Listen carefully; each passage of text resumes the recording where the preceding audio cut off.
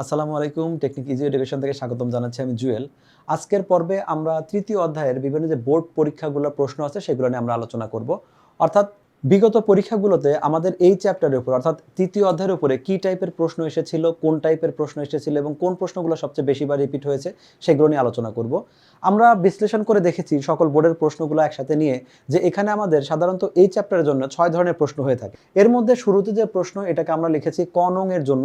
এটা আসলে প্রত্যেকটা টপিকের উপরে প্রত্যেকটা টপিক থেকে যে শর্ট কথাগুলো আছে, ইম্পর্টেন্ট কথাগুলো আছে, বিশেষ করে আমরা বলতে পারি যে আমাদের নোট টাইপের যে কথা, যে ভর কেন্দ্র কত অনুপাতে ভাগ করে এই টাইপের কথা, অথবা আমাদের অ্যাপোলোনিয়াসের উপপাদ্য অনুসারে একটা আমাদের সূত্র, অর্থাৎ যে প্রশ্নগুলো আছে বা ইম্পর্টেন্ট টপিকগুলো আছে, নববিন্দু আছে, এই টাইপের কথাগুলো আমাদের আসবে হলো এখানে। এই যে উদাহরণগুলো দিলাম মানে এই টাইপের শর্ট কোশ্চেনগুলোর জন্য যে প্রশ্ন, এই টাইপেরগুলো আমরা এখানে রেখেছি হলো টাইপ 1-এ।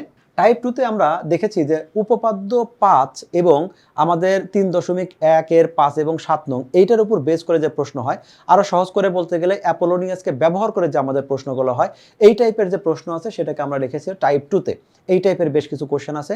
টাইপ 3-তে যেটা হয় উপপাদ্য 3 এবং 4 এবং অনুশীলনী 3.1-2 যে ম্যাথটা আছে এইগুলোকে বেস করে কম্বাইন করে যে আমাদের কিছু প্রশ্ন আসে সেগুলোকে আমরা রেখেছি উপপাদ্য টাইপ 3-তে।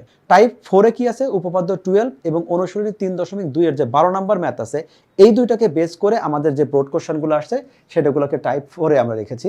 এবং টাইপ 5-এ রেখেছি আমাদের উপপাদ্য 10, আমাদের 11, অনুশীলনী 3.2-এর 9, 10, 13, 14, 16 খ গ যে আছে এর উপর বেস করে এই তথ্যগুলো ব্যবহার করে আমাদের কিছু প্রশ্ন আসছে, যেটাকে আমরা রেখেছি হলো টাইপ 5-এ।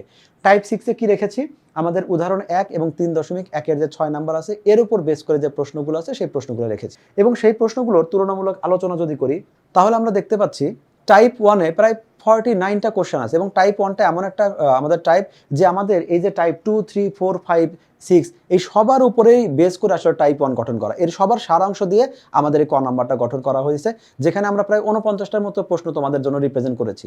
টাইপ 2-তে আমাদের রেখেছি 55টা প্রশ্ন। খেয়াল করে এখানে অনেকগুলো প্রশ্ন আছে, অনেকগুলো প্রশ্ন, এবং আসলে সত্য কথা এইখান থেকে প্রায় প্রতি বছরই আমাদের রিপিট হচ্ছে।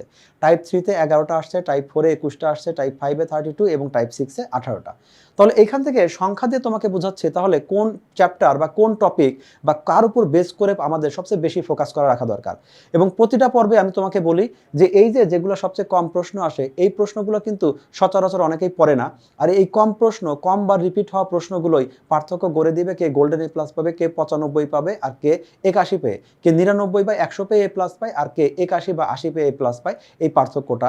সুতরাং যদিও দেখতে পাচ্ছি টাইপ 3-তে আমাদের এই কোশ্চেন রিপিটটা একটু কম হচ্ছে, বাট আমরা সবগুলোকেই সমানভাবে গুরুত্ব দিব।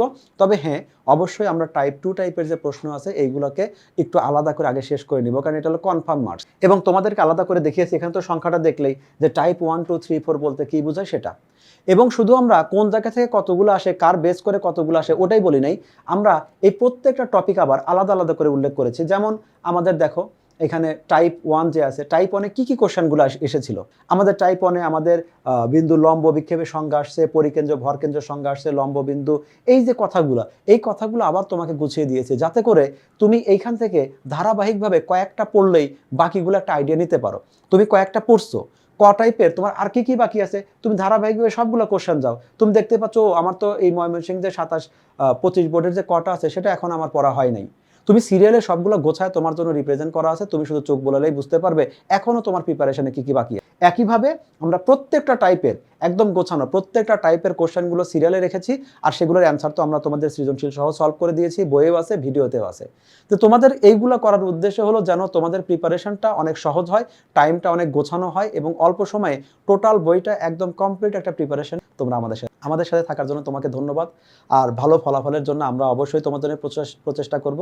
টেকনিক ইজি সিরিজের বইগুলোর সাথে রাখো এবং দেখতে থাকো টেকনিক ইজি এডুকেশন। পরবর্তী অন্য পর্বে স্বাগতম। আল্লাহ হাফেজ।